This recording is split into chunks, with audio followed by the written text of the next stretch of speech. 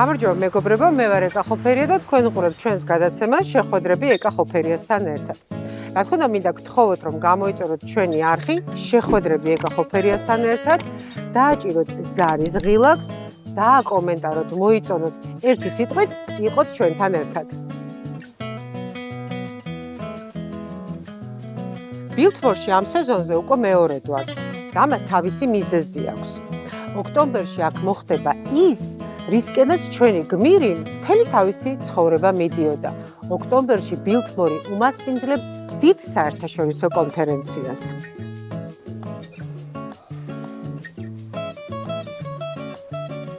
ფიქრია რეხვიაშვილი, ექიმი რადიოლოგი, ულტრასაუნდ აკადემიის დამფუძნებელი და ხელმძღვანელი და 2026 წლიდან ისუოგის პირველი ელჩი საქართველოში.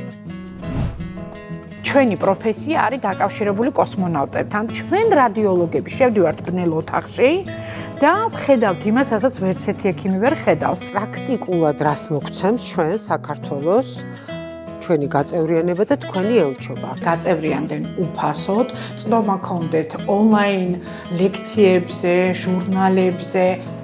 მეთვალყურეობის ქვეშ იქნება კარგ და სწორ ექიმთან და ცოდნე ექიმთან. რაღაცა მე ვფიქრობ, რომ აი ეს ჩვენი მისია უფრო ამას ემსახურება მეან გინეკოლოგიისა და ულტრაბგერის საზოგადოების.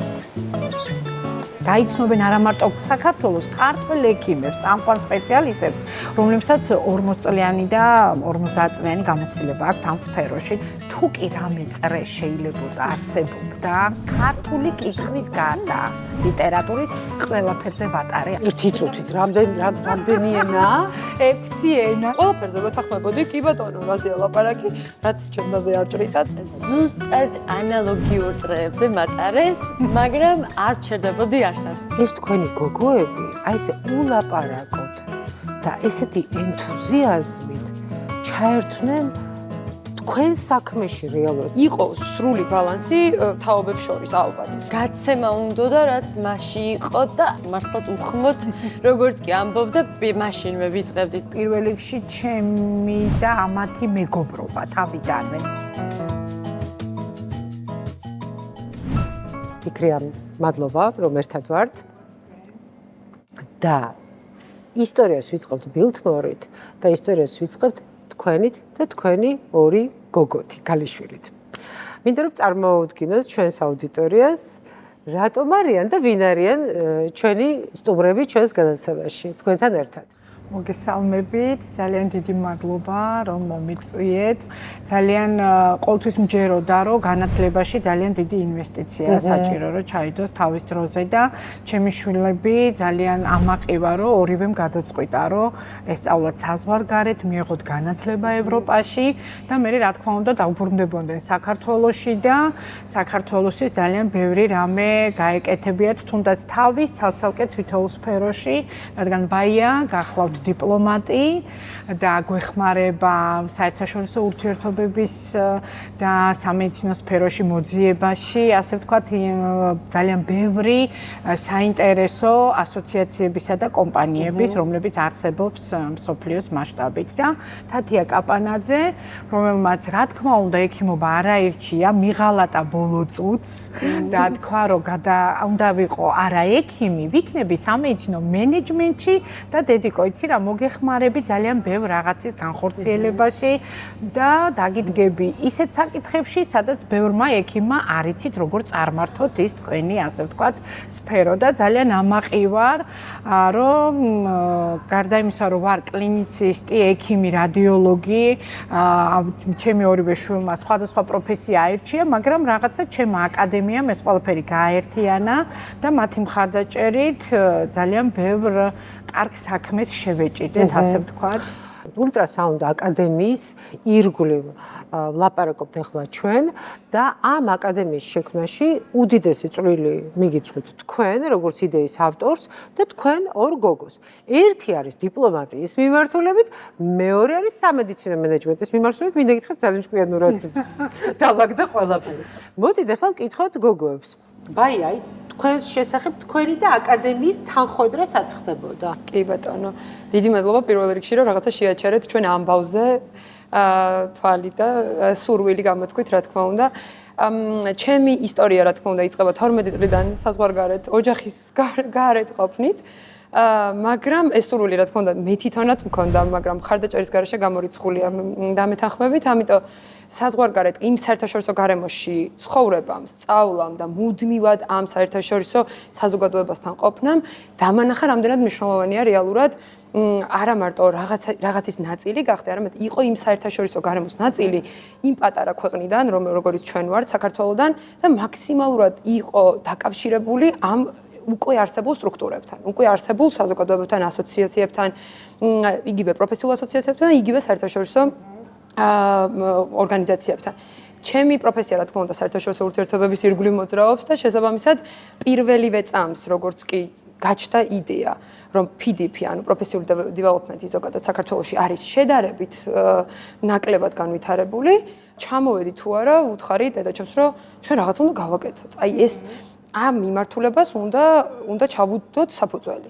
იყო ადრე, ეხლა ამაზე უფრო კარგად რა თქმა უნდა ფიქრი აილაპარაკებს, მაგრამ იყო რაღაცა ტიპის ასოციაციები, იყო რა თქმა უნდა არსებობდა ორგანიზაციული ასეთი ღონისძიებები, მაგრამ არ იყო უშუალოდ ექიმის წახალისება პროფესიული განვითარების კუთხით. ეს კი ჩამოდის ბაია, ეუბნება დედას რომ რატომაც არა, დედას სავარაუდოდ ეს იდეა ასევე ქონდა და მოწონდა, მაგრამ ნუ მოკლედ თანხმედრა და სად შემოდიხართ თქვენ? ეს არის საერთაშორისო გამოსვლები, ეს არის პროფესია და აი თქვენ სად შემოდიხართ? მე უკვე შემოვდივარ იმ პერიოდში, როდესაც გადაწყვეტილია, რომ უნდა გავაკეთოთ ტრენინგები, უნდა დავუძახოთ ძალიან ბევრი ექიმს, რომ ჩვენს აკადემიას შემოვერთდნენ და მე ვთავაზობ, რომ შენ არჩიე ის კატეგორიის ექიმები, ვინც საჭიროა და მე მოგეხმარები უკვე ადმინისტრაციული საკითხი. მე მექნება უშუალოდ კონტაქტი სამინისტროსთან, საზოგადოებასთან, ვინც ჩვენი დამსწრე იქნებიან შემდეგ და აი ამ ადმინისტრაციულ საკითხებს მე მოგიგვარებ, შენ უფრო გააკეთე ორიენტირება ხარისხზე. როდესაც გაჩნდა იდეა აი ესეთი ინსტიტუციის შექმნისა, რომელიც მიმართული იქნება განათლებისკენ, რა იყო მთავარი გამოწვევები? მაიკო თქვა რომ 12 წლიდან წავედით ინგლისში და რა თქმა უნდა ეხა დედას არ უნდა დაეკარგა ის ფუნქცია რომ მხოლოდ დედა ყოფილიყო და მინდოდა რომ მეც განათლება რაღაც მქონოდა ასე ვთქვათ ჩემს სფეროში და ძალიან ბევრ კონფერენციებს, კონგრესებს, მასტერკლასებს ვესწრებოდი სხვადასხვა ქვეყნებში. მივდიოდი ბაიკოდან, გადაფრინდებოდი ინგლისიდან და აი რაღაცა ვიღებდი ამ პატარ-პატარა კონფერენციებში და მასტერკლასებში მონაწილეობას და სულ წყდებოდა გული, რომ აი რატომ არ უნდა იყოს ეს საქართველოში? აი რატომ უნდა წამოვიდეს ქართველი ექიმი და განათლდეს საზღვარგარეთ? არა, რატომაც არა, ამაში არაფერი არ არის, მაგრამ ეს ყველაფერი იყო, რა თქმა უნდა, ფინანსებთან დაკავშირებული, თან იმ პერიოდში ვიზებიც არ იყო, ესე არ იყო, რომ ევროპაში ჩვენ გავსულიყავით თავისუფლად და სულ მქონდა ამისი განცდა. და რაღაცა სულ მინდოდა, რომ ოცნება იყო ჩემი, რომ ჩამომეყალიბებია ისეთი საგანმანათლებლო ცენტრი, ყოფილიყო ისეთი ადგილი, სადაც ექიმი მოვიდოდა და რადიოლოგი და ულტრაბგერის სპეციალისტი მიიღებდა იმ განათლებას, რაც აი საზღვარგარეთ ქონდა საოცნებოდ და ჩვენთვის რადიოლოგებისთვის, ეხა ყველა სფეროს მე ძალიან დიდ პატივს ვცემ, ყველა ჩემს კოლეგას, აი ფეხზე უდგევარ ხოლმე და ვამბობ, რომ ჩვენი პროფესია არის დაკავშირებული კოსმონავტებთან და ალბათ გაგეცინებათ, რომ რატო? იმიტომ რომ, როდესაც კოსმოსში მიემგზავრებიან იმ ხომალდით, არ იციან რა დახვდებათ და ჩვენც ისე ვართ დიაგნოზის მხრივ, ხო?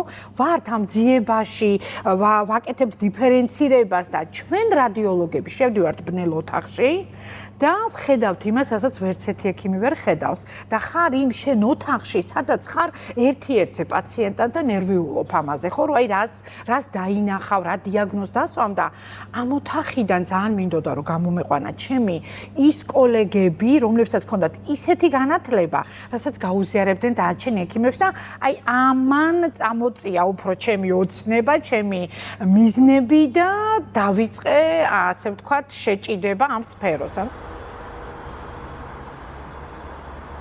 შევიძინე პირველი აპარატი ეხოსკოპიის, ჩემი საკუთარი, აქამდე სხვა კლინიკებში იყო კლინიკის და ეს იყო ჩემი და მრავალი საათიანი გამოცდილებით აღმოვაჩინე, რომ ძალიან ბევრი სიახლე ოფციები აქვს ამ აპარატს. და აი ამ აპარატმა მოიტანა ახალი, ეს არის ელასტოგრაფია, რომელიც აღმოვაჩინე და ქონდა ჩემ აპარატს და აქ უკვე წავედი სტამბულში და მივიღე განათლება. რას ნიშნავს ელასტოგრაფია? ხო. ელასტოგრაფია გახლავთ ქსოვილის სიმკვრივის განსაზღვრა, სადაც პათოლოგიურ და ჯანსაღ ქსოვილს შორის ხდება განსხვავება და ჩვენ პაციენტს ზოგავთ ბიოპსიისგან. ამას ძალიან დიდი დატვირთვა აქვს, ეს არის სარძევე ჯირკვლის, ფარისებრი ჯირკვლის ბილიქსოვილების დიაგნოზის დასმაში და ჩვენ ეს რადიოლოგებმა შევძელით და ამით უკვე ძალიან გავუმარტივეთ პაციენტს ბიოპსიისგან დავზოგეთ. ზუსტად პირველი კონფერენცია გავაკეთე ბილტმორში, აი ესე და ძალიან დიდი გამოხმაურება, გამოწვევა მოყვა ამას. 500 რადიოლოგი ესწრებოდა ჩვენს კონფერენციას.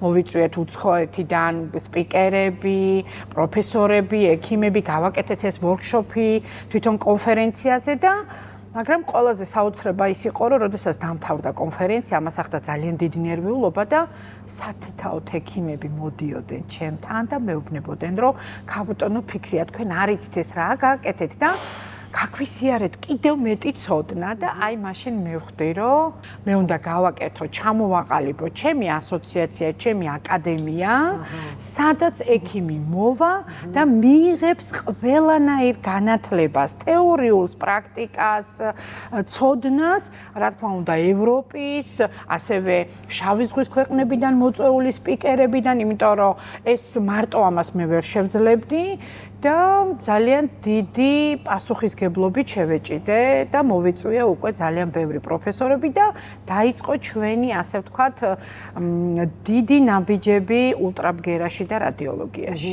პანდემიამ ჩავკვეთა და მივხვდით, რომ მნიშვნელოვანი არის ჯანმრთელობა, ჩვენი კარგად ყოფნა და ჩვენი ახლობლები თავიდან გავიცანით რაღაცნაირად ხელმეორედ. ანუ დავინახეთ საკუთარი ოჯახის წევრები, რამდენი უშრომია, რამდენი გაუკეთებია და მოდი ახლა აბსოლუტურად სხვანაირი რაკურსით დავინახეთ დედაჩემი, ჩემი და მამაჩემი. აი აბსოლუტურად სხვა რაკურსი. მართალია კი რაღაცა სალკე სახლიდან აი დაბრუნებული, ისიც იყო ალბათ ეფექტიც, მაგრამ კოვიდში აი მართლა სხვანაირად გავიცანიოთ სამივე წევრი და მივხვდი და დავაფასე სამივეს განსხვავებულ პროფესიას და შრომას. თუ დედაჩემს ურეკავდა ყველა და ეკითხებოდა ესე ონლაინ კონსულტაციას გადიოდნენ და ტელეფონზე გადიოდნენ კონსულტაციას, ეს პროტესტი გამიჩნდა ჩვეულებრივი თავიდან, მქონდა ძალიან დიდი ის რომ მეთქი ყოჩახ რა მაგარია დღე და ღამე მეთქი 24 შვიცი არ გაქვს გამართული ტელეფონი და რა მაგარია რომ ესე მეთან ესე გავიზარდეთ ჩვენ რომ ჩვენ ვიცოდით რომ დედა ჩვენთან არ იყო ჩვენი დღის წესრიგის გამსაზღვრელი რომ დღის წესრიგი იწყება სკოლით, იწყება მერე და სკოლის შემდგომი აქტივობებით, იქ ერთი ენა, ორი ენა, სამი ენა, აბა რაღაცა ჯანმრთელობა, ესე უკვე მივხვდი რომ ეს პაციენტები უკვე იმდენად ყავს თავის სახლში ხო რომ გადმოტანილი რომ სახლშიც მიდის კოვიდში რეკვა და ავტომატურად გადაუწყვეტა და უთხარი რომ მეთქი მოდი და მე მივხვდი რომ ეს იყო რაღაცნაირად ესე ინგლისურ ბრიტანელებს აქვს ძალიან taking for granted აი რაღაცნაირად იყო მიღებული ეს რომ ეს ესე უნდა იყოს ჩვეულებრივობა იყო რომ ფიქრია უნდა უპასუხოს ტელეფონს რას ქვია რომ არ უპასუხოს და დაუნიშნოს წამალი ფიცი გვაქვს დადებული არა გასაგებია მე ჰიპოკრატეს ფიცს აბსოლუტურად ვერ მივედები მაგრამ მაგ საუბარეთ აი ეგოისტურად შვილის გადმოსახედიდან რომ მინდოდა რომ ყოფილიყო ჩემთან იგივე პატარა დიალოგში და მივხვდი რომ მოდი ახლა მეთქი დავსხდეთ და დავილაპარაკოთ რომ შენი პატარა კაბინეტი გააკეთე მეთქი და იქ დატოვე შენი პაციენტები და სახში იყავი სახში ფიქრია რა თუ შეიძლება მეთქი დედა რომელიც ძირითადად არ უძახით ხოლმე არც ერთი იმიტომ რომ რაღაცა დებივით გვაქვს ეს დამოკიდებულება მართლა რომ შევდივართ სადმე ყველა რაღაცა თქვენდას დაუძახეთ და ჩვენს სიამოვნებს ჩემი აზრით რომ ეს ძალიან სასიამოვნო შეგრძნებაა დამთავრდა თუ არა პანდემია თავისუფალი დრო და ეგრევე შევქმნით კონცეფცია დავიბარეთ რაღაც მისი ყველა ფერი მივუგადეთ ისე რომ მულტიდისციპლინური ყოფილიყო ჩვენი მიდგომა. ანუ რადიოლოგია პირველი რგოლი და შემდეგ რა მოდის სხვა. რა ვის ჭირდება რადიოლოგია, ვის ჭირდება ულტრაბგერა და რომელ სფეროსთან არის კვეთა. მაგრამ ჩანაფიქრი იმ თავითვე სასწავლო ცენტრის არ იყო. სასწავლო ცენტრის არ იყო. იყო კლინიკის დედამ გაიკეთოს თავისთვის კაბინეტი. კი, დედამ რომელიც რაღაცა დახარჯულია შენზე და დღე და ღამე დაფრინავს და იქით აქეთ არის. მოდი ხა შენ ხა მე დავახვანი, მეთქი მე აი ეს იყო. უცბად ეს იყო. და უცებ მე ხა რა მოხდა რომ გავიბარეთ ეს ექიმები, აბსოლუტურად ქართველ ექიმებს სხვანაირი განწყობა აქვთ და აქაც მე და ჩემ ადამ ჩვენებურად დავინახეთ ეს ყველაფერი. ანუ ვუყურებდით როგორც პაციენტებს, ანუ ვუყურებდით პაციენტიდან გადმოსახედიდან, რომ მე რა მინდა ექიმმა მომაწოდოს პატარა კლინიკაში რომ შევდივარ, ანუ დიდ კლინიკაში რომ შევდივარ, მაქვს მოლოდინი, რომ დიდი რიგია, უნდა ჩავეწერო თავი და მაგრამ თუ ექსკლუზიურობას ვთავაზობ და რაღაცა VIP მომსახურებას, მაშინ ორიენტირებული ჩემზე უნდა იყო, დროის მოცდის კომპონენტი უნდა იყოს გათვალისწინებული, უნდა იყოს ის, რომ მე ჩემზე ზრუნავენ და ამ კონცეფციიდან დავიწყეთ და ამ კონცეფციაზე მივედით, რომ ექიმებს არ აქვთ შესაბამისი ამ მიმართულებით უნარჩვევები გაპრაქტიკებთ. მე იმიტომ რომ ძალიან დიდ პატივს ამ პროფესიაზე შესაბამისად მაქვს. აი ეს იყო მართლა გულწრფელად, რომ ეს პრაქტიკა იქიდან გამომდინარე კიდევ ვიმეორებ, რომ ორიენტირებულები იყვნენ პაციენტზე. პაციენტზე იყვნენ და ეს დანარჩენი სამწუხაროდ უნდა მოგიგვაროს ხელმძღვანელობამ, კლინიკამ, რომელშიც მუშაობდა დაწესებულებამ. დაწესებულებებში ეს პრაქტიკა ეხლა და ეხა დაინერგა. ყველაფერი ამიდან წამოვიდა, რომ მოდი ჩავშალოთ უფრო მეტად, რომ თუ შეიძლება რომ მოვიდეს ჩვენთან დაუშვათ ენდოკრინოლოგთან პაციენტი და მას ასევე პარალელურად უნდა რომ აიხოსკოპიას გადაიღოთ რომ მის გარეშე არაფერი არ გამოვა, მოდი იყოს ერთად კოლაბორაცია. ასევე იყო რომ მუცლის ღრუს ექიმთანაც, როდესაც მინდენი გასტროენტეროლოგთან ესაჭიროებოდა მუცლის ღრუ და აი ამ ყველაფერმა ერთმანეთთან მიყოლებით გამოიწვია ეს ყველაფერი, რომ შეიძლება რომ ერთი მიმართულება გააკეთო, მაგრამ მაინც გაშალო. და წამოვიდეს უფრო მეტი საინტერესო თემა, ვიდრე შენ გონია და არ არის რაღაცა ერთი კონკრეტული საკითხი, ერთი დაავადება, ერთი რაღაცა ჩაშლა, ყველაფერი წავიდა სხვადასხვა მიმართულებებით. და მეტი იდეა წამოვიდა. უკვე შენი პირადი სურვილი, რომ ეთი პაციენტთან ეთიკისა კომუნიკაცია, იმიტომ რომ უკვე ისეთ ცალკე კურსად გავაკეთე პაციენტთან კომუნიკაცია, ხარისხი და გვინდა რომ ყოველთვის პაციენტი როცა მოვა თავი იგრძნოს, აი ყველაფერზე, აი ისეთ ამაღლებულად, რომ აი დაცულად და აი შენ ხარ ნომერ პირველი და სხვა პაციენტები არ მყავს. ამიტომ ჩვენთან ოთახში, როდესაც პაციენტი შედის, ოთახი იკეტება აუცილებლად, რომ ვინმე არ შემოვიდეს, შემთხვევით, რომ აი სხვა პაციენტზე იკითხოს ესეთი რაღაცა ჩვენთან არ არის, ხოლმე სულ კეტავთ კარებს და აი სულ მეტი კომუნიკაცია მათთან. სწავლების დროს ორი მასწავლებელია პირობითად. კი, ორი მასწავლებელი აუცილებლად. ერთი ენდოკრინოლოგი, კლინიცისტი, მეორე ულტრაბგერის სპეციალისტი, რომელიც იღებს ფარისებს, კონკრეტულად ფარისებს ჯირკვალს, ხო? აქ ორივე ტანდემში ენდოკრინოლოგი უზიარებს ცოდნას თეორიულად, პაციენტის ანამნეზი, თავისი პათოლოგიები და ჩვენ უკვე მას ვაჩვენებთ, რადიოლოგები უკვე როგორ არის დიაგნოზის დასმა, რა სურათია, როგორ არის სიმსივნეა, პათოლოგიური არ არის სიმსივნე და არის გადასარევად პაციენტი და ამ დროს რა უნდა გააკეთო და რა თქმა უნდა, ამაში თანხვედ რა არის კიდევ ის, რომ პაციენტთან ურთიერთობა, ეთიკა, კომუნიკაცია და მენეჯმენტიც. ეს უკვე გავშალეთ ჩვენ და ამიტომ წამოვიდა ეს სურვილი და ყველა პროფესიის ექიმი, რომელიც უკვე გადის ამ ჩვენთან ტრენინგს, ყველა მიდის ისეთი კმაყოფილი და ბედნიერი, რომ არა მარტო ის, რომ ის თავის პროფესიიდან გამომდინარე იღებს იმ ცოდნას, ხედავს ასევე იმ ულტრაბგერის დიაგნოსტიკას, ხედავს იმ კომუნიკაციის და ეთიკის მნიშვნელობას და ასევე ოჯახის ექიმებმა, რომლებმაც ყველაფერი უნდა იცოდნენ, არა მარტო ერთი კონკრეტული შემთხვევა, ყველა თემა რომ უნდა იცოდეს, ის ოჯახის ექიმიც ესწრება ჩვენ ტრენინგზე აუცილებლად, მაგის გარეშე ჩვენ არც ერთი ტრენინგი არ გვაქვს, რომ მან იცოდეს, სად გადაამისამართოს, სწორი მიმართულება როგორ მისცეს. და აი ამიტომ ეს ყველაფერი მე მოვიყვანე, ასე ვთქვათ, ერთად შევაჯამე, წრე შევკარი და უკვე გამოვიდა მთლიანი, ასე ვთქვათ, არა მარტო რადიოლოგია და ულტრაბგერა, უკვე ყველა პროფილის ექიმი. მეგობრებო, ჩვენ მოვედით ჰოლომედში და რა თქმა უნდა ფიქრი არიხვიაშვილი იქნება ჩვენი მასპინძელი. მოგწადით. როგორ ხართ ფიქრია? კარგად ხარ. ძალიან დიდი მადლობა რომ ვესწრებთ ულტრასაუნდ აკადემიაში და მინდა რომ დაათვალიეროთ. კეთილი იყო შეხვედრების ფეხი მადლობა. ულტრასაუნდ აკადემიაში. დიდი მადლობა.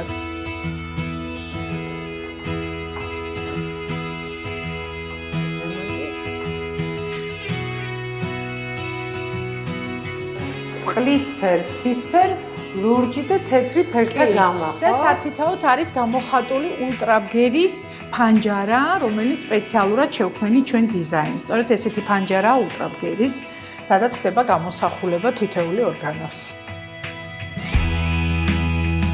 იაპონიაში ვიყავით წასულები, მე და ჩემი შვილები და ჩამოვიტანეთ კიოტო კაკაგუს სიმულაციური მულაშები. სადაც ჩატვირთულია როგორც პათოლოგიური ქსოვილი, ასევე ჯანსაღი და ულტრაბგერის სპეციალისტები, როდესაც მოდიან და რეზიდენტები ვარჯიშობთ ჩვენ ამაზე, ვაკეთებთ მასტერ კლასს და ვასწავლით, როგორ განასხვავონ ჯანსაღი ქსოვილი, პათოლოგიური ქსოვილი.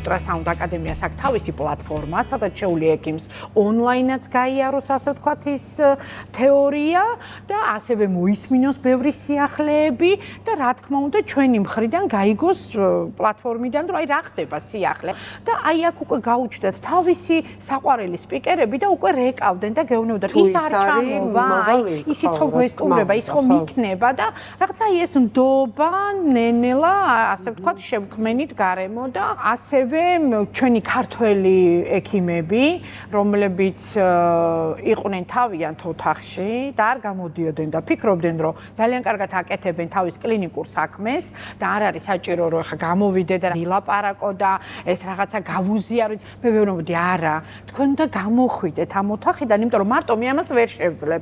ძალიან გამიჭირდება და მახსოვს, რომ ბატონ სერგოსთან ძალიან დიდხანს მომიწია მათითაშვილთან სიარული, რომ მეთხოვა, რომ იცით რა, ბატონო სერგო, თქვენ ჩვენ გჭირდებით და მისი მეუღლის დამსახურებაა, რომ უთხრა, რომ კი, ნამდვილად ჭირდები, იმიტომ რომ სერგო შენ უკვე მოგივიდა ის ასაკი, რომ გაუზიარო ცოდნა. და ეს იყო აი ჩემთვის იმხელა რაღაცა და უნდა გენახათ ქართველი ექიმები, რომელმაც გაიგეს, რომ ბატონი სერგო ჩვენთან კითხულობდა ლექციას, თუმცა ლექციას არ კითხულობს და მასტერ კლასს აკეთებს, ამაზეც მიპროტესტებს, რომ არ ვისაუბრებ, მაგრამ აი ეს ნაბიჯები იყო ძალიან დიდი უკვე მიღწევა.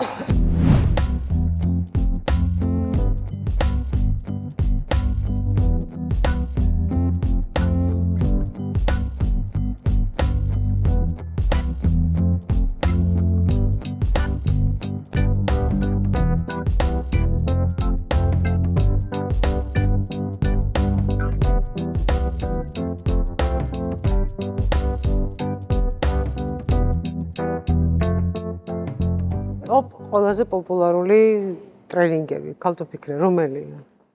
მე ხარ როგორც რადიოლოგს თუ მეკითხებით, ჩემთვის ყველაზე ტოპი არის მამოგრაფია და სარძევე ჯირკვალი, იმიტომ რომ ეს ისედაც ძალიან პრობლემული საკითხია და ამიტომ არსებობს ჩვენთან სკრინინგ ცენტრიც, რა თქმა უნდა, ძალიან ბევრი კარგი ონკოლოგები გვყავს, მაგრამ ძირითადი მაინც დიაგნოსტირება, სადაც აი ასე ვთქვათ, დიდი აქცენტია გაკეთებული, მაინც მიდის სარძევე ჯირკვლის ულტრაბგერაზე და ეს ტრენინგი გვაქვს ჩვენ 3 დღიანი და ამ 3 დღის განმავლობაში გვყავს 2 ონკოლოგი ჩართული, რომელიც თეორიას კითხულობს, რადიოლოგები და ასევე გვაქვს პირველებმა გავაკეთეთ ულტრაბგერის კონტროლის ქვეშ ბიოპსია, სადაც გვაქვს თვითონ მულაჟი და თვითონ ექიმები გადიან ამაზე პრაქტიკასო, როგორ კეთდება თვითონ ბიოპსია, როგორ გაკეთებს ულტრაბგერის კონტროლის ქვეშ ქირურგი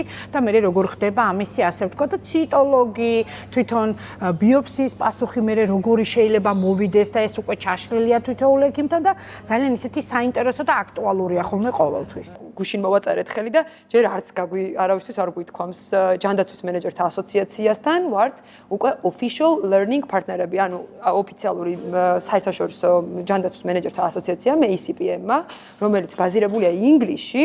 ამათმა მოგვანიჭეს ოფიციალური აკრედიტაცია როგორც learning partner. ეხლა learning partner-ის კუთხით, რაც ყველაზე მნიშვნელოვანია ჩვენთვის არის, რომ ჩვენი ტრენინგი აკრედიტებულია პირველ რიგში და უკვე მათი სტანდარტების მიხედვით ასევე სერტიფიცირება და სერტიფიცირების კურსი და გამოცდა მათ მიერ იქნება შემოწმებული, გადამოწმებული და სერტიფიცირებაც გაცემული.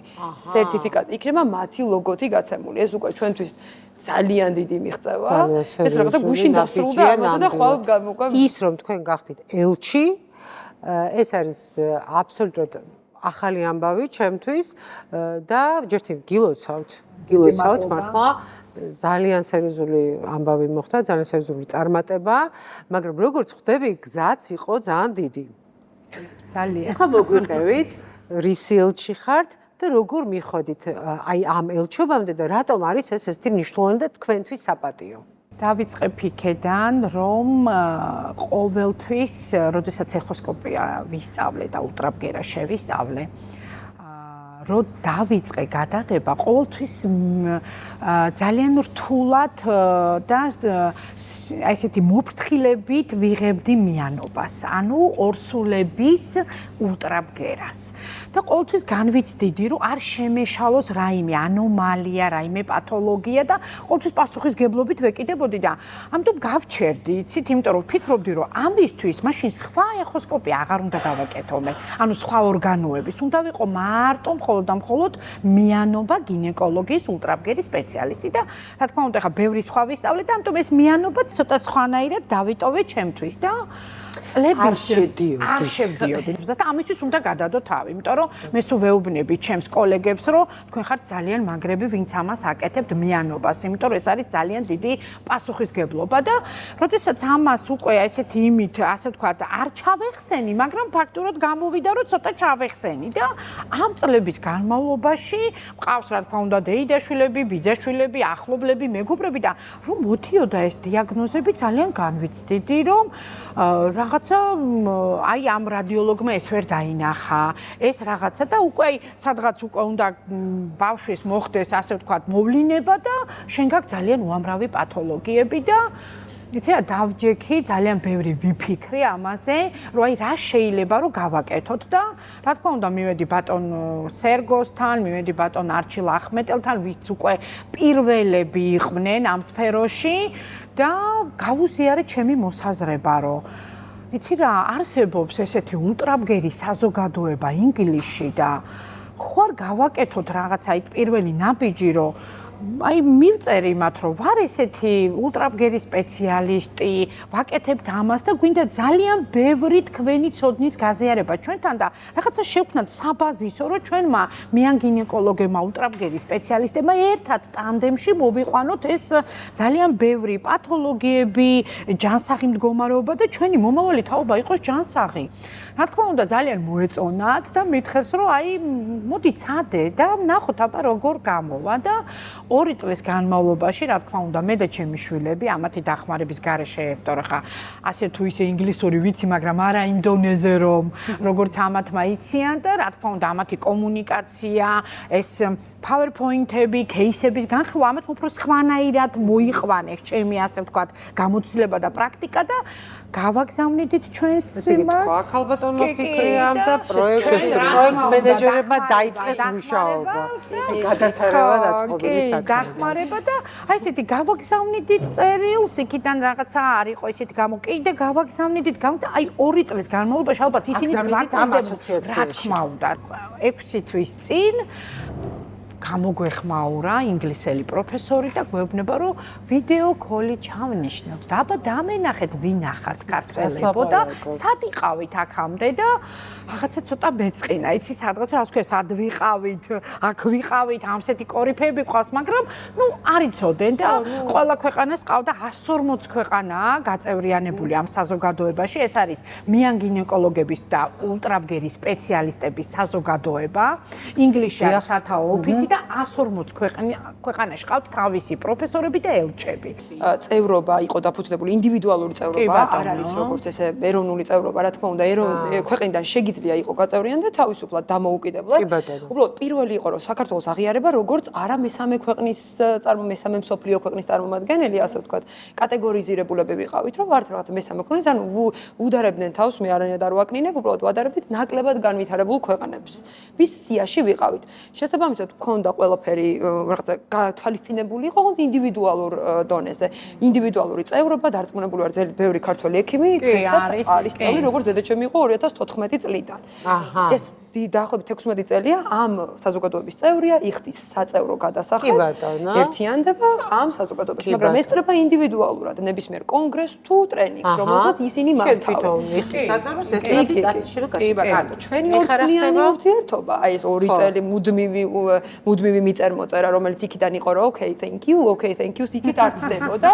იყო რომ დაგვემტკიცებინა რომ საქართველოს აქვს უნარი და ქართულ ექიმებს, ქართულ სპეციალისტებს შესწევთ უნარი რომ რაღაცა თავისი წვლილი შეიტანონ ამ დიდ საერთაშორისო ორგანიზაციაში. აი რა წვლილი, რაზეა ლაპარაკი? იგივე დონის, რა დონისაც ჩვენ ეს პროფესია ზოგადად მიანობა გინეკოლოგის ულტრაბგერა ოღონდ რა თქმა უნდა, ეს არის საუბარი როგორც გინეკოლოგებზე, ისე მიანებზე, ისე ულტრაბგერის სპეციალისტებზე. ანუ ამათი თანხwebdriver და ამათი სპეციალიზაცია რომ 20 წელი, 30 წელი რასაც აკეთებს და თავის кейსებს აგროვებს ექიმი, ანუ кейსებზე რას გულისხმობთ, რომ ერთ პაციენტს გაყვება ბოლოში, დაიწყო თავიდან და ბოლოს როგორ გაჩნდა ეს ბავშვი, ხო, როგორ მივიდა, რამდენად ჯანმრთელია ბავშვი თუ არა.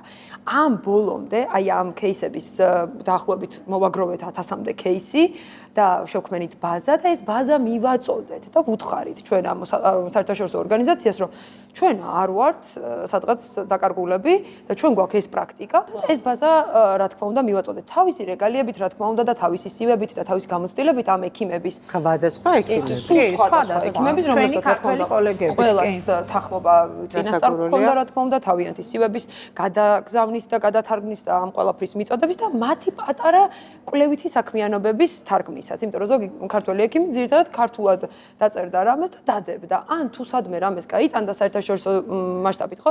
ისიც იყო ინდივიდუალური, ანუ არ ჩანდა არც ცოტა მიტოვებული იყო და ეს შევძელით ზუსტად რომ ერთად მოუყარეთ ყველაფერს თავი და მივაწოდეთ და აი ეს იყო მათთვის შოკი, რომ სად იყავით აქამდე ზუსტად ეკითხა სამხელა ინფორმაცია საიდან წარმოვიდა. საიდან წარმოვიდა? მოდი დაინტერესდა რომ მოდი ვიდეო კოლით დამენახეთო რომ რეალური ადამიანები ხართო თუ რაღაცა რობოტები ყავს ჩართულია და უკვე მე გავისაუბრეთ, წავედით იმ სტანდარტებზე რაც მათ უნდათ და ამ სტანდარტებით დავაკმაყოფილეთ და რა თქმა უნდა როგორც თქვი ელჩობაზე პრეტენზია ჯერ არ იყო რა თქმა უნდა აღიარებაზე იყო პირველი პრეტენზია რომ აი მოდი გვაღიარეთ და აქ მოვიდა უკვე ინტერესი იმისი რომ დავანახეთ ჩვენი საქმიანობით ყოველდღიური ურთიერთობით რამდენად დიდი რამის გაკეთება შეგვეძლოთ ამათმა თვითონ გამოთქვეს სრული და გითხრეს რომ ალბათ ვფიქრობ ხომ არ იქნებით ჩვენი ელჩი საქართველოში და ეს შემოთავაზება უკვე იყო შოკის მომგვრელი ნამდვილად. ამას ძალიან დიდი ემოციები ახლდა, იმიტომ რომ პირველი გასაუბრებისას, როდესაც ბატონი პროფესორი ინგლისის ცნობილი წამყვანი ამ საზოგადოების პრეზიდენტი მესაუბრა, მითხრა რომ იცით რა ქავტონ ფიქრია. თქვენ კი ძალიან მომწოხართ თქვენი რეგალიებით და ცოდნით, მაგრამ თქვენ გჭირდებათ დახასიათება ჩვენი ელჩების. იცი რა, დღეს ახლა საქართველოშია ძნელი მოპოვება რეკომენდაციის და ჩვენ გვყავს უკრაინაში, სომხეთში, ყაზახეთში, თურქეთში და ძალიან ბევრი ქვეყანა ჩამოთვალა და თქვენ შებძარდით ჩვენს გვერდზე, მოძებნეთ ამათი კოორდინატები და თხოვეთ მათ თქვენი დახასიათება. ყველაზე ემოციური იყო უკრაინის ახლა ქალბატონი, რომელიც ჩამოდის სპიკერი არის ძალიან ცნობილი, ინესა საფონოვა. უკრაინელი მიფრინავდა ესპანეთიდან, ამერიკაში და მე აეროპორტში დავიჭირე WhatsApp-ით. მეთქი ყურმილი აიხეთ, ძალიან გთხოვთ და დამინახეთ, არა ვარ ცუდი ადამიანი და იქნებ დახასიათება მომცეთ და ძალიან კარგად მახსოვს იქიდან მომწერა რომ კი, აბა დამელაპარაკეთ 2 წუთი მაქვს და ნუ ჩავთე ეს ვიდეო და ვეუბნები რომ იცით რა მე ვარ ფიქრია რეხვიაშვილი რადიოლოგი და გელოდებით საქართველოში და იქედან ესეთი პასუხი.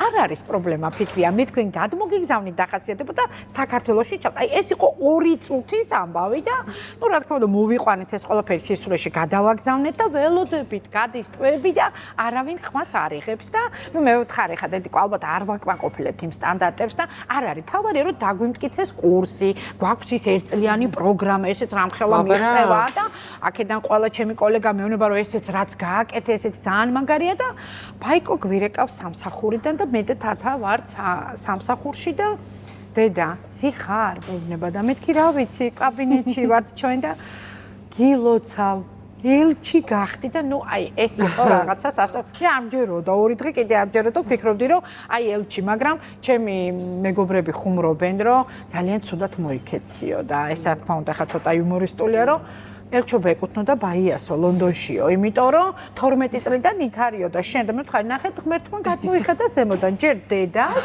და მე ვთხარი ალბათ შვილს და ამაზე სოფუმბრო მეც იგივე ხუმრობით დაგირეკე რომ ის ურჩევნია შვილს მეთქი რომ დედა იყოს ელჩი გაუყავა და ამაზე ხუმრობ ალბათ ჯერ დედას იმიტომ რომ 12 წლიდან დავდიოდი და დავფრინავდი თქო და დაყვებოდი თქო და რაღაცა დამიფასდა თქო და ნუ აი ძალიან ნუ ეს დღემდე ემოციურია რა თქმა უნდა პრაქტიკა პრაქტიკულად რას მოგცემს ჩვენ საქართველოს ჩვენი გაწევრიანება და თქვენი ელჩობა. აი რას შედეგს მიიღებს საქართველო? ნახეთ, გარდა იმისა, რომ როდესაც ელჩი გავხდი, მათ გამიწერეს 3 წლით ამირჩიეს, ესეა მათთან. 3 წლის განმავლობაში თითოეულ თვე, თითოეული ტრენინგი, თითოეული მასტერკლასი არის ყველა იმ პათოლოგიებზე, ორსულის და ნაყოფის წარმართვაზე, რომ იყოს გაზიარება ცოდნის. ნახეთ, მათ 140 ქვეყანას აქვს სხვადასხვა გამოცდილება, ნანახი პათოლოგიები, ნანახი როგორ ვითარდებოდა ნაყოფი და ამისი გამოცდილება ჩვენსა და ქართველ კოლეგებსა და უცხოელებს შორის ეს ძალიან დიდი გამოცდილებაა. რა თავყრილობებზე მოხდება? თუ აი უბრალოდ გაგიზიარებ, თუ ერთ დიდ პლატფორმაზე იქნება ჩვენი სპეციალისტები გაეცნობიან, ან უბრალოდ აი პრაქტიკაში მინდა დავინახო, აი სარგებელი. ისინი ჩამოვლენ, გაგვიზიანებენ თავის ცოდნას, ჩვენც წავალთ და დავესწრებით მათ კონფერენციებს, მათ მასტერკლასებს. ეხლა ვიყავით ზუსტად სომხეთში. 2 კვირის წინ ვიყავით სომხეთის ელჩმა მიგვიწვია, სადაც ჩამოვიდა ერთ-ერთი სპიკერი, რომელიც იყო ბავშვთა ეხოკარდიოგრაფიისა და გულის განვითარების ანომალიებზე და 30 რადიოლოგი წავედით ჩვენ საქართველოდან, იმიტომ რომ ამის გარეშე არ გამოვიდოდა, იმიტომ რომ ჩვენ და გვენახა რა პათოლოგიებთან მქონდა, როგორ ცოდნასთან მქონდა და მან 3 დღის განმავლობაში თითო დღე 12 საათი გვიზიარებდა მასტერკლასის პროფესორი, იმიტომ რომ ეს ძალიან დიდი გამოცდილებაა და ასეთივე იქნება თელი 3 წლის განმავლობაში, ну, ყოველ შემთხვევაში მე სანამ ელჩი ვიქნები, პირდები სრულიად საქართველოს და მეანგინეკოლოგებს და სრულიად რადიოლოგებს, რომ ეს აქტივობები იქნება ყოველ თვე, ყოველი წლის განმავლობაში.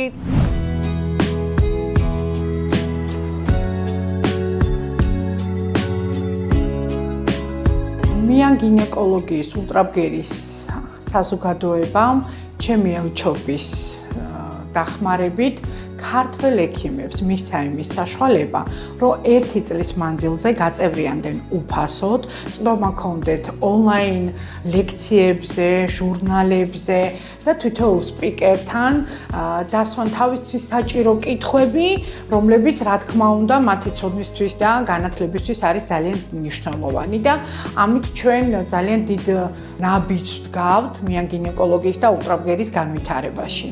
და ეს არის ჩვენთვის ძალიან დიდი მიღწევა. ეხლა წამოვძანდით სივრცე, რომელიც ყველა ჩემს სტუმარს სწონს და მე ძალიან წყალის ჩიქა, სადაც მივდივარ.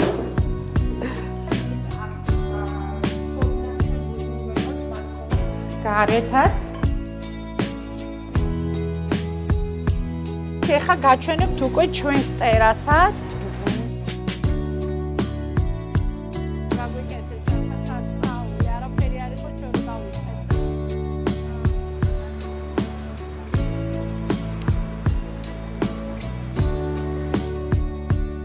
აი მე ვფიქრობ, როდესაც წყვილი ქორწინდება, მისთვის თავარი და ძირითადი მიზანი არის, რომ ყავდეს შვილი და ის შვილი იყოს აუცილებლად ჯანმრთელი და მისი მომავალი დაგეგმოს, ხო? ჩვენ შემთხვევაში, როგორც ექიმების, ულტრაბგერის სპეციალისტებისთვის, აქ არის მნიშვნელოვანი სწორი დიაგნოსტიკა.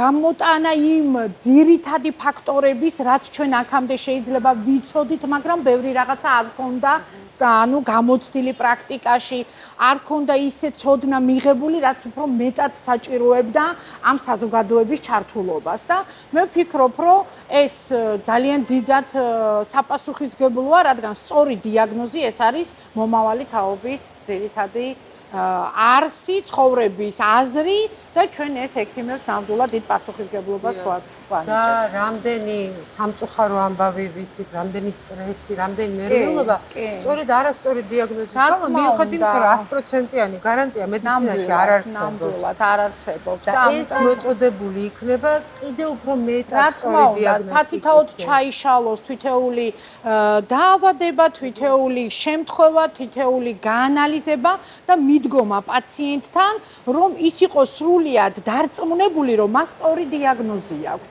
და მისი მომავალი და მთელი 9 თვის განმავლობაში მისი ასე ვთქვათ მეთვალყურეობის ქვეშ იქნება კარგ და სწორ ექიმთან და ცოდნე ექიმთან. რაღაცა მე ვფიქრობ, რომ აი ეს ჩვენი მისია უფრო ამას ემსახურება მიან გინეკოლოგიისა და ულტრაბგერის საზოგადოების და რა მოხდება ოქტომბერში და რა კონფერენციას უმასპინძლებს ბილთმორი და თქვენ თავისთავად? როგორც მოგახსენეთ, მიან გინეკოლოგიის ულტრაბგერის საზოგადოების წამყვანი პროფესორები სხვადასხვა ქვეყნის ელჩები ჩამოვლენ ჩვენთან 31 ოქტომბერს და გაგვიზიარებენ პრენატალური ულტრასონოგრაფიის კლინიკურ პრაქტიკაში მასტერკლასებს. ანუ გვექნება პირველი, მეორე და მესამე ტრიმესტრის ორსულების პათოლოგიების განხილვა წამყვან პროფესორებთან ერთად, რომელიც საქართველოში არ ყოფილა, არავის არ ქონია ესეთი პრეცედენტი და ჩვენ ვართ პირველები, ვინც ამ კონფერენციას ჩაატარებს და ძალიან ბევრ პროფესიონალის, ქართველებიც, აუცილებლად ჩვენი ექსპერტებიც იღებენ მონაწილეობას, მათ გარეშე არაფერი არ გამოვა და რა თქმა უნდა, სულიად საქართველოს მიან გინეკოლოგებს და ულტრაბგერის სპეციალისტებს ველოდებით და ამაყად მინდა განვაცხადო, რომ ეს დიდი ნაბიჯია და დიდი საფუძველის ჩაყრა მიან გინეკოლოგების და ულტრაბგერის სპეციალისტებისთვის, იმიტომ რომ აქ აღიზრდება არა მარტო ახალი თაობები, ძალიან ბევრი უცხოეთიდან, საერთაშორისო ქვეყნებიდან ჩამოვლენ, გაიცნობენ არა მარტო საქართველოს ქართველ ექიმებს, წამყვან სპეციალისტებს, რომლებსაც 40 წლიანი და 50 წლიანი გამოცდილება აქვთ ამ სფეროში და ძალიან მიამაყება, იმიტომ რომ ძალიან ბევრი შემთხვევები რაც ჩვენ გადავაგზავნეთ ინგლისში, იმათგან ისეთი გამოხმაურება იყო, რომ მიხვდნენ, რომ ჩვენ ძალიან დიდი პოტენციალი გვაქვს ამის და ძალიან მიამაყება.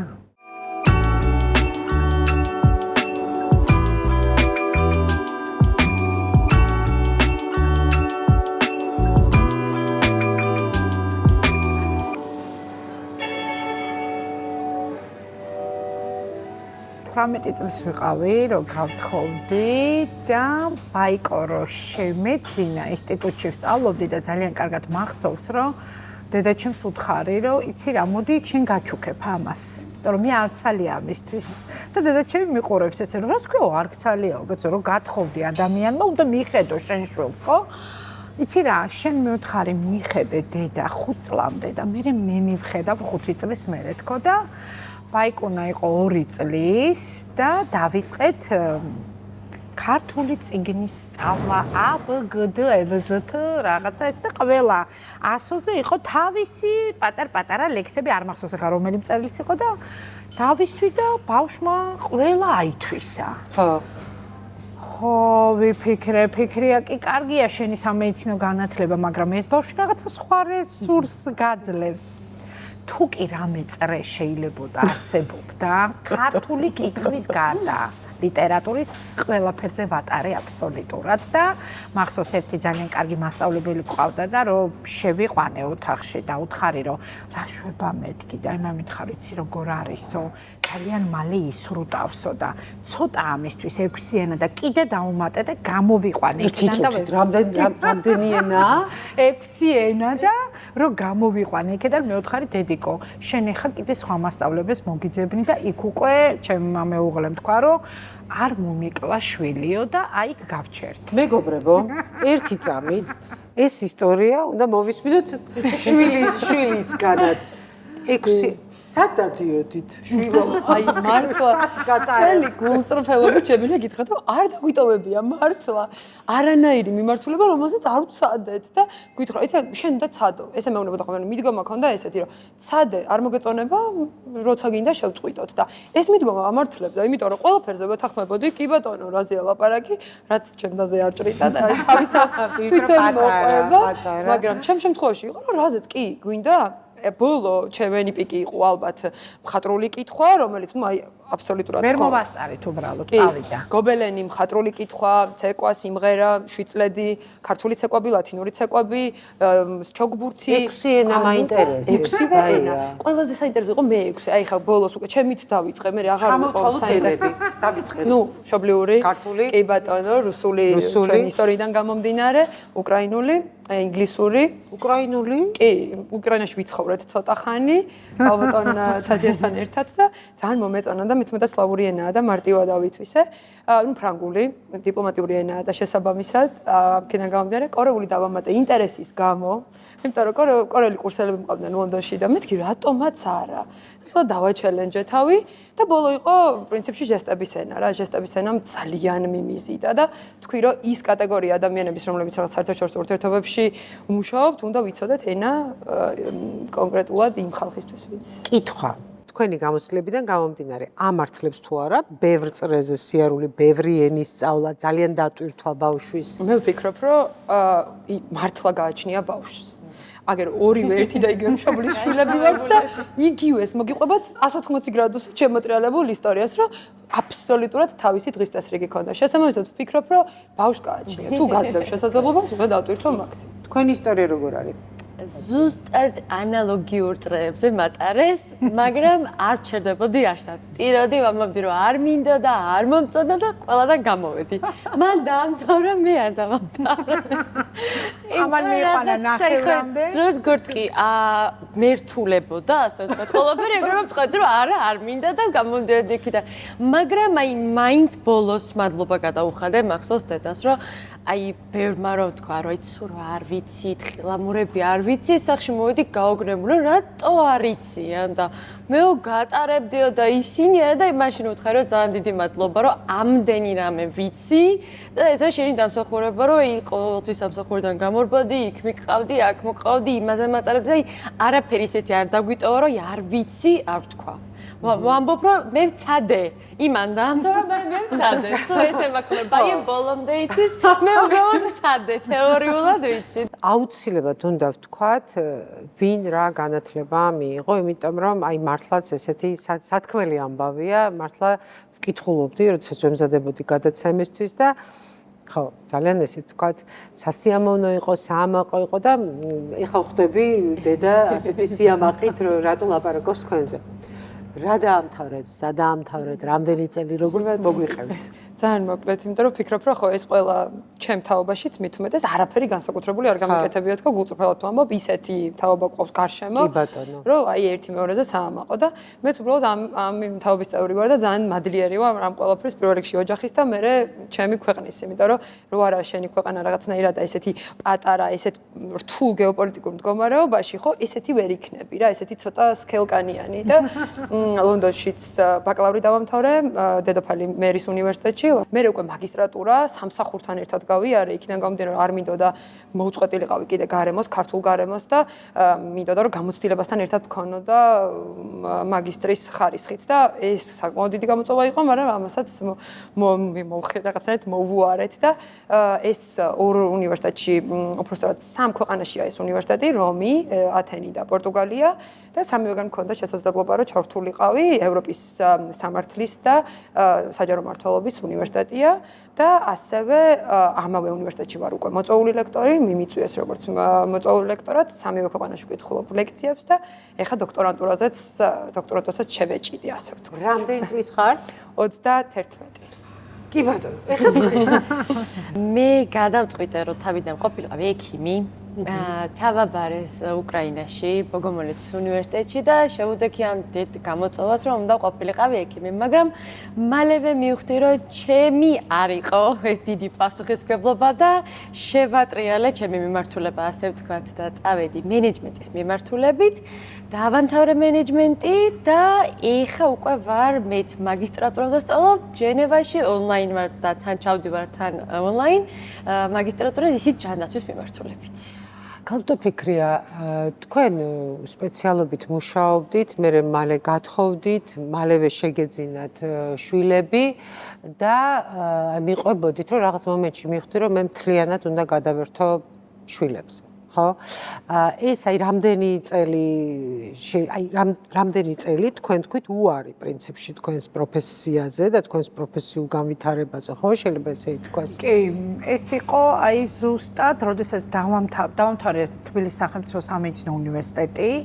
მერე უკვე რეზიდენტურა რადიოლოგია, მერე უკვე იყო აკადემიური ხარისხი და აი მათ უკვე როდესაც ბაიკო გადაწყვეტა რომ წავიდეს ინგლისში, მათ მქონდა უკვე ძალიან ისეთი წვეტა არა ცოდნის მხრივ. უბრალოდ აი სამსახურში ვეღარ ვიქნებოდი, იმიტომ რომ ძალიან მჭირდებოდი ჩემს შვილებს და აქ უკვე მქონდა უკვე საერთაშორისო და სხვა ევროპულ ქვეყნებში პატარ-პატარა მონაწილეობით მცირეოდენი წავედი თვენახევარი ვიცხოვრე ისრაელში და შევისწავლე ультრავგერა, მე ან გინეკოლოგიის, იმიტომ რომ სუგულში მქონდა რომ ეს რაღაცა არ იყო და თვენახევარი ვიცხოვრე ისრაელში, ძალიან საკმაოდ ისეთი ასუტა არის ესეთი კლინიკა წამყვანი ისრაელში და ძალიან კმაყოფილი ვარ, რა თქმა უნდა, პირველ რიგში მეუღლის და მშობლების, იმიტომ რომ გამიშვეს ახლა თვენახევარი ესე ადვილი არ იყო და აი ეს პატარ-პატარა ცოდნა და განათლება სულ ვიყავი ამაში ჩართული, მაგრამ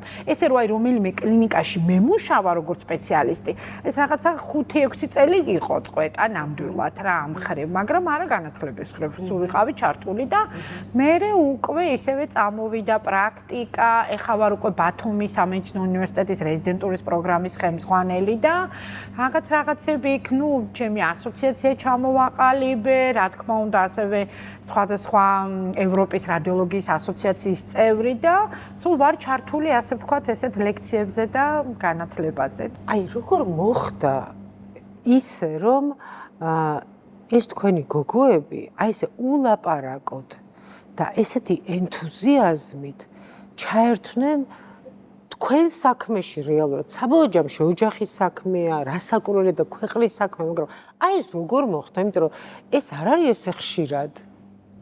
იცით რა არის, აი მე სულ ფიქრობ, რომ ალბათ პირველ რიგში ჩემი და ამათი მეგობრობა თავიდანვე. აი სულ მინდოდა რომ მეგობრულად ყოფილიყავი, იცით, აი თან მე ძალიან ისეთი ურთიერთობა ჩამოგვიყალიყა, მე და ბაიკო მაინც ერთად გავიზარდეთ. ეხლა ეს უფრო პატარა იყო. აი გულწრფელად ეგ იყო. ის რაც გინდა რომ გახდეს, აი რაღაცნაირად გინდა რომ ხარი დაუჭირო, მაგრამ იცი რომ მას შეუძლია ეს და შენი წახალისებით და შენი გვერდში დგომით აუცილებლად კიდე უფრო მეც გააკეთებს. იყო სრული ბალანსი თაობებს შორის ალბათ. ის რომ რაც არ შეგიძლია, მოდი ამას შეგივსებ და მოდი ამაში წაგეხმარები და გულწრფელად ვიწახი რომ პანდემია წაგვეხმარა მაგაში, იმიტომ რომ ჩვენ გამოგვიჩნდა ცოტა მეტი დრო, რომ აი ის რაღაცა შეგვევსო, რაც მაგალითად უშუალოდ ფიქრეს იმ წუთას დაანჭირდებოდა, ოღონდ იქ იქნებოდა სხვა პროფესიიდან, იქნებოდა რაღაცა აუცილებლად გამოაცხადებდა კონკურს, ვიღაცებს და გასაუბრებას ჩაატარებდნენ, მე ვუთხოვი რომ არ გჭირდება, იმიტომ რომ აგერ ყავართ და მოგიგვარებთ რა, იქ რაღაცა მეილსაც დაგიდრაფტავთ, იქ რაღაცა გინდა რომ პროპოზალი იყოს, გინდა მემორანდუმი გავაფორმო, კი, რა პრობლემაა ხა, ეს მე ვიცი ამაზე მუშაობ. ანუ აი ესე დაიწყო მართლა რა, რომ რა გინდა რომ დედა შენი რაც გაგიკეთა, რაღაცა give and take-ია რა, ეხა ბევრი უცხოურ სიტყვას ვქვა რომ ბოდიში ამისთვის, მაგრამ ხო აი მართლა ეგ არის, რომ რაღაცას რაც იცი რომ მთელი ცხოვრება შენთვის, შენი წარმატებისთვის აკეთებს და თუ გაქვს მომენტი, ხა ბოლოში თუ დაუბრუნე, კი, ეგეც ასიამოვნოა, მაგრამ თუ გაქვს შუაშიც აი ეს მომენტი და მართლა ეგ მომენტი დადგა ჩვენთან, რომ აი დავფიქრდით, რომ რითი შეგვიძლია შეგავსო და შევსება გამოგვივიდა რა რეალურად, რომ რითი შეგვიძლია დაუბრუნოთ მშობლებს, ხო? მშობლებს, აი ორივეს გულწრფელად ის, რაც მთელი ცხოვრება, აბა ბაი არა გინდა, თათი არა გინდა, არის ტექსტი და მოდი ხა შენ რა გინდა, მეთქი და შენ თუ ეს გინდა, ჩვენ რაღაცა ჩვენი თაობით ამას შეგივსებთ და იქ უცბად ეგ იყო. ძალიან დიდი სურვილი დამინახეთ და აი რაღაცა მონდომება, რომ ზუსტად ისე მიუდგა ამ ტრენინგებსაც და ამ ყველაფერს, როგორც აი ჩვენ.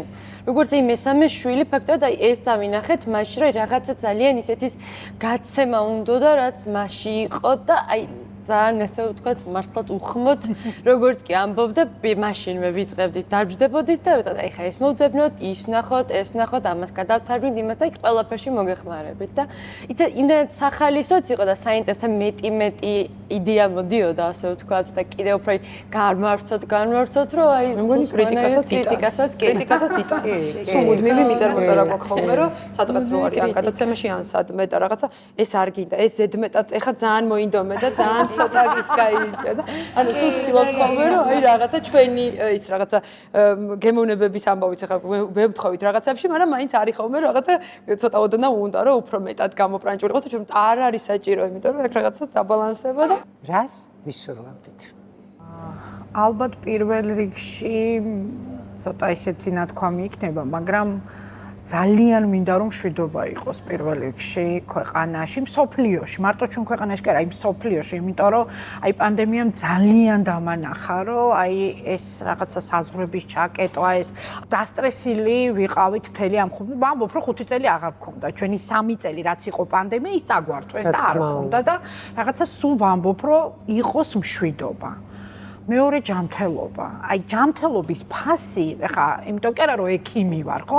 ყველანაირად იცით, აი თუნდაც ის ელემენტარული რომ ამდგაროათ და ის რაღაცა თავის რაღაცა მიგრენული ტკივილი. არ გიხარია არაფერი, რაღაცა არ ახარ კარგად და ამიტომ მე ვფიქრობ, რომ ამის შემდეგ აი ჯანმრთელობა უპირველეს ყოვლისა და რა თქმა უნდა, სიყვარული, ურთიერთ ადამიანების სიყვარული, იმიტომ რომ სხვანაირად რა ვიცი, ხა მე იმდენად ყველა მიყვარს, აი ყველა ადამიანი მიყვარს და ძალიან კარგად ვიცი, ხა გაგეცინება და შეიძლება მითხრათ, რომ აი რადიოლოგი ვარ და ხვდები ვინ რას მეტყვის, ვინ როგორია, რანაირია, მაგრამ მე იმდენად მიყვარს ეს ადამიანები, რომ ყოველთვის ფიქრობ, რომ არა უშავს, მოგატყუა, რაღაცა გაატარე. რისთვის აქვს ამ ტვინს იმხელა რესურსი აქვს, რომ ამის ფილტრაციის უნარიც აქვს და ყველაფერი და ამიტომ ვფიქრობ, რომ აი ადამიანების სიყვარული ჩემთვის ძალიან მნიშვნელოვანია და უსურვებ ყველას.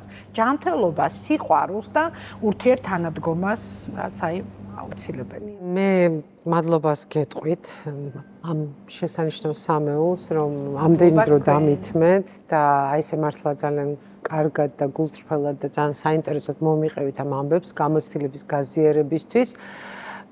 კიდევ ერთხელ გილოცავთ ამ ელჩობას და აი წინ მართლაც უამრავ წარმატებას გისურვებთ ამ დარგისთვის, ამ სფეროსთვის და რასაკურველია ჩვენი ქვეყნისთვის. დიდი მადლობა. დიდი მადლობა, ქალბატონია, ბაია, თათია. მადლობა თქვენ.